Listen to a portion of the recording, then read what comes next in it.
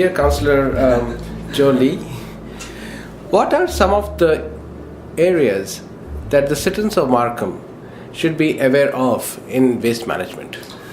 Well, I think, in this area, I think the Markham, first of all, I want to compliment what we did so far. We are leading in this area, like recycling, compared with other municipalities. We did a wonderful job. I think our recycling rate is almost up to 75%. Mm-hmm. So I know that next year we're trying to bring it to 80%. So by large, I think Markham people know what we are planning to do. But I think Markham people probably are not aware about there are other things that opportunity that we're missing at this point here, because garbage or waste is only going to grow every day, mm-hmm. every week, every year. But at some point, we have to have the technology, okay, to capture all this. Also, we have to start making the Markham resident to think waste or garbage as a resources, instead of going to end up in a landfill, it's going to start thinking about, can we generate revenue, can we convert that into fuel, okay, can we convert that into fertilizer, right? So if we can do this thing by an automatic process, right, instead of still having to use a conventional old system like tracking, sending a big heavy truck to the neighborhood, and that's not a long-term solution. It may not be feasible in the near future. So that's what I want the people of Markham to think. We have a leadership role to play here in Markham, because I think everyone is looking at us, what we're doing, what Markham do. Most of the time people follow, okay. So I think if we can develop a system.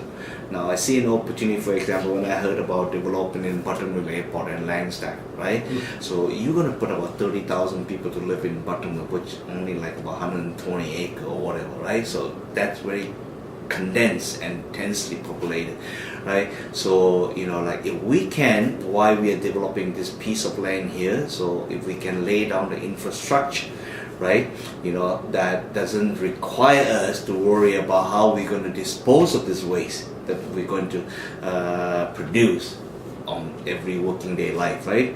That would be a plus.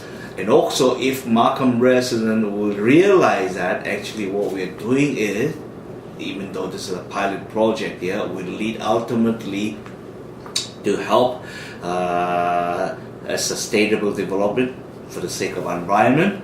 And also, if we start thinking like this as a business enterprise, instead of a waste product, we're just going to throw it away, right? Mm-hmm. And also, hopefully with this kind of innovation, we'll be able to export this technology, to other countries, like third world country, which have more population, more waste, and I think we can contribute to the global humanity if we can share our vision. And this is what we're doing, right? Beside treating this as a business, but also improving environment. Yeah. To encourage the engagement of citizens in these initiatives.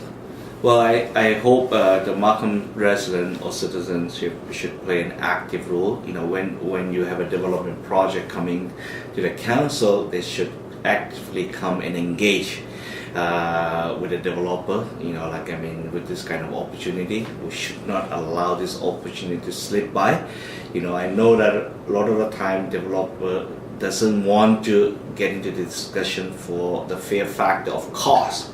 But if the citizen can educate them, hey, not only you're going to make money because of this new initiative, but also you're helping a neighborhood, okay, to create a friendly neighborhood in terms of environment. Also will be a showcase pieces for Markham. And, if I look at a country like Sweden, when they did that, the Royal Seaport and the Hammarby Showstad, you go back to Stockholm, they turn that into a tourist attraction. Every visitor will come and look at it. Oh my goodness, how could this happen, right? When they go back, they start telling the government and the municipality and the politician, this is what we should do. In Sweden, every city, 100,000 plus, they are so creative. They have to have this kind of system in place, right? They will do everything possible, But we as in Canada, because, we are so used to the old tradition, right? Tradition mean, minimum change. Because nobody likes changes. Change is always create fear in terms of cost, in terms of whether it's going to be right or wrong to get it moving. But if we don't change, we will never get to a next level that we want to achieve, right? Today we live in a world that is constantly changing. I always start to amaze me, when I just came back from China 2 weeks ago. That's a country. If most people are aware, it's a communist country, right? We complain about the only toll road we have 407, right? And we have problem to pay this road here. But in China, a communist country, my goodness, every city you've visited, I just could not count my finger with 10.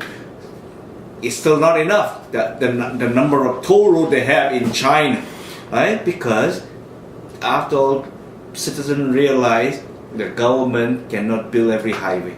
The government cannot build any nice fancy road, right? So they have this open idea. They turn that into a business opportunity to allow business people to invest, to create the highway they need. And imagine it, like today, after 30 years as a third world country, China has so many speed trains that travel at 350 kilometers per hour, cut the distance from 10 hours to 3 hours. Imagine it from Shanghai to Beijing, right? In the past, it almost take about a day to travel. Now, it's only 3 hours, right? So, if a communist country that in the past tend to think, the government can do everything for you, they're changing their mind and say, hey, you know what? We realize this is a mistake. The government, as a matter of fact, can't do everything for you. It's up to the citizen. If you think you have an idea, by all means, bring forward, and the government is prepared to listen. If it makes sense, we are willing to promote. Again, I think, China, as most people know, is the most polluted country in the world.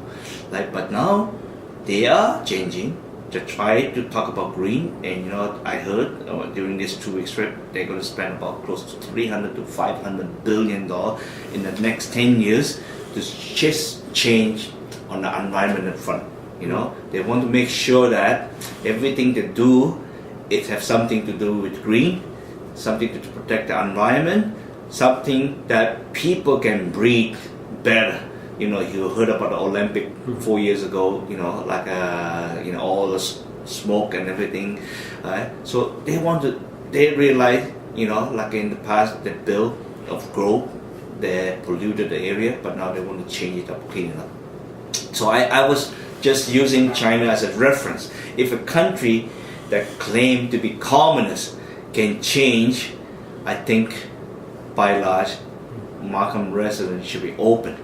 Right? Anything that can help to save this planet, everything that we build here can improve environment, everything that can help improve the health for our average Markham citizen, I think we should try to look up and try to implement. Thank you. To hear the ideas from people so they can tell us exactly what they would like to see. In Ontario is doing quite well. We've recovered 140% of the jobs we lost.